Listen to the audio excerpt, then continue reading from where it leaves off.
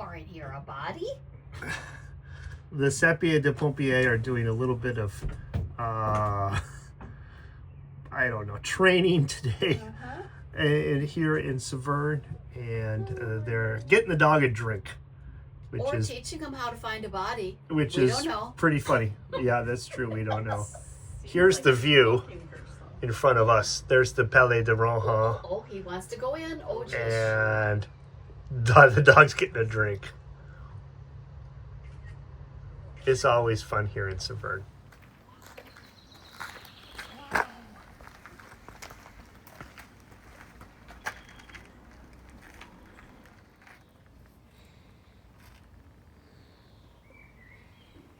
Okay.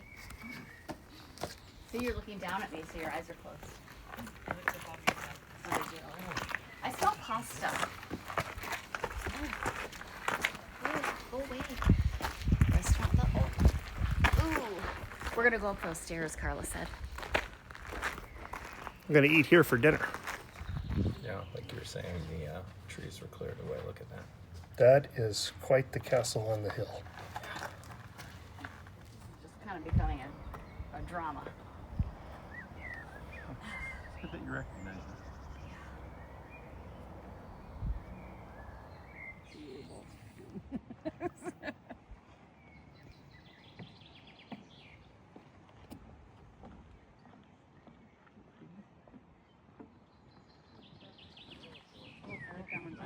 Good job. I do like that one a lot.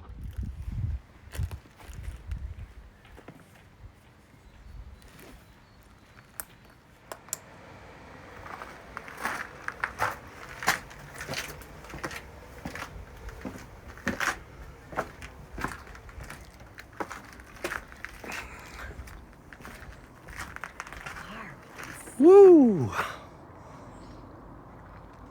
The hills in the far distance. You can just make out that line of blue hills. That's Germany. You can see the cathedral.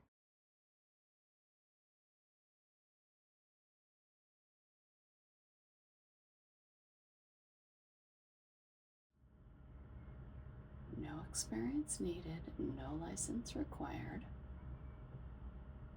VNF pass comes with the boat.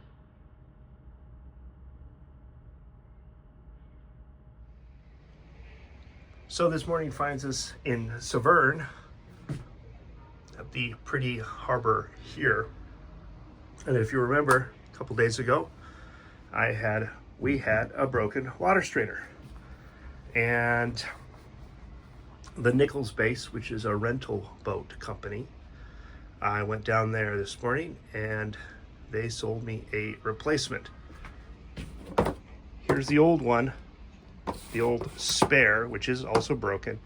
Here's a new one, which is not broken.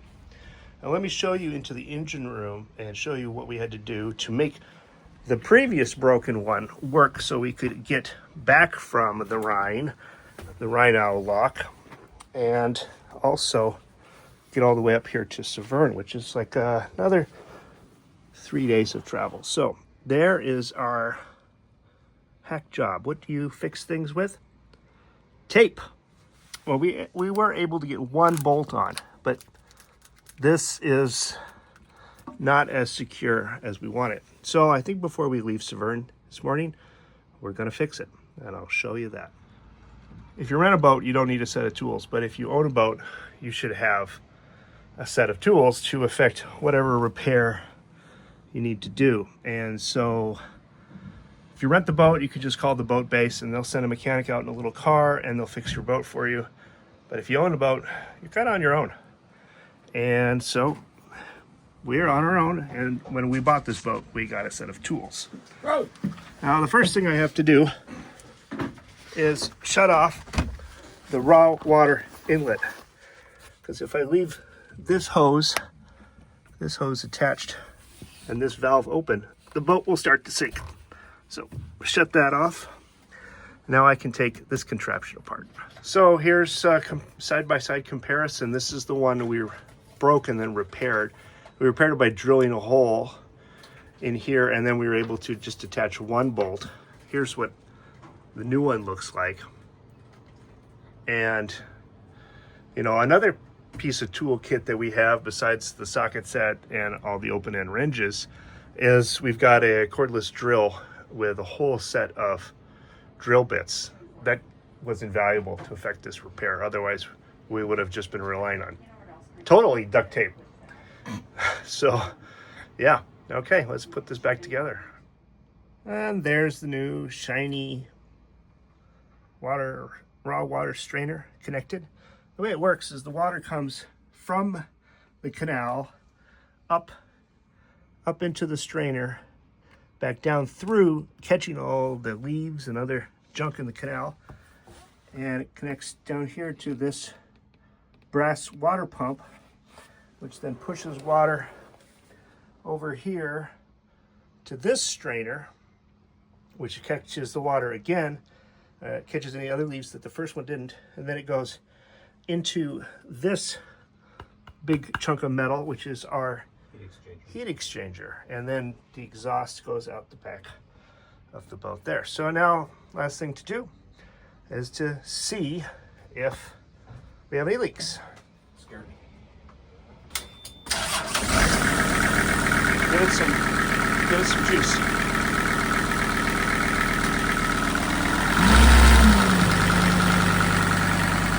There we go. We got water coming out the side. All right, and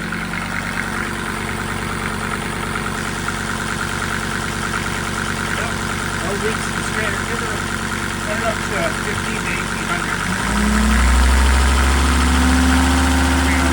Water bubbling. No leaks. No leaks. This is the water working speed, so this is good. You're good.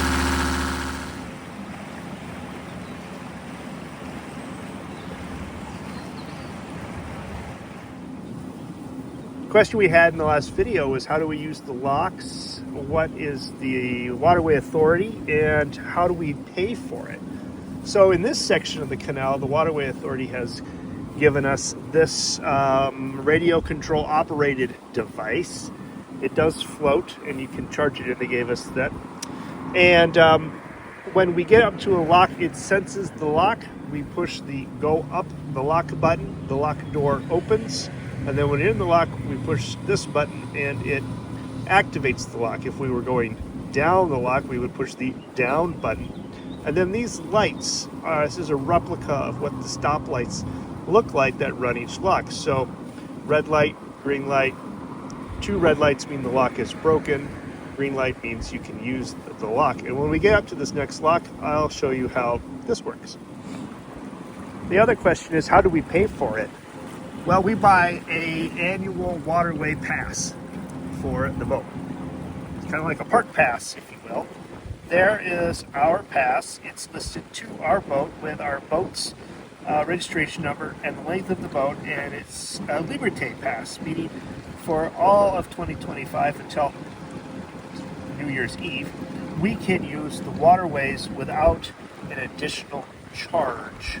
You could buy these passes in 1 week, you could buy them in 1 month, or you could buy them in 1 year, and that's really the 1 year is the better deal. So that's what we do. We're using the boat more than 1 month this year, so we just buy an annual pass.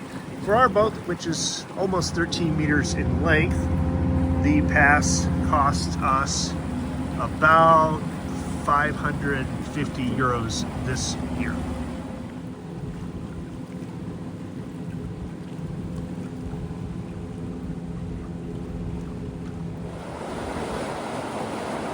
So we're working our way up to the Arsviller lift. We left Saverne this morning. I showed you the repair that we did to the boat. It seems to be working well. I wouldn't expect it would work poorly, but you never know. And explained some of the concepts that Ross asked about. The Voies Navigables de France are kind of like DNR officers or park people that manage the waterways here in France. For mooring, you can moor anywhere along the canal that you want, We've got pins. I'll show that later when we pin out, but there's often hard, bollard, and fixed points. The only place you can't moor is, of course, a place that says no parking. Now, the canals themselves, these locks are set to a faisant gauge. That was the minister in charge of transportation when that was done in the 1800s. They are 29 or 30 meters in length and about 5.5 meters wide. So that's how big the griff was. We are not that long, not that wide, which is why we've got extra space in the lock.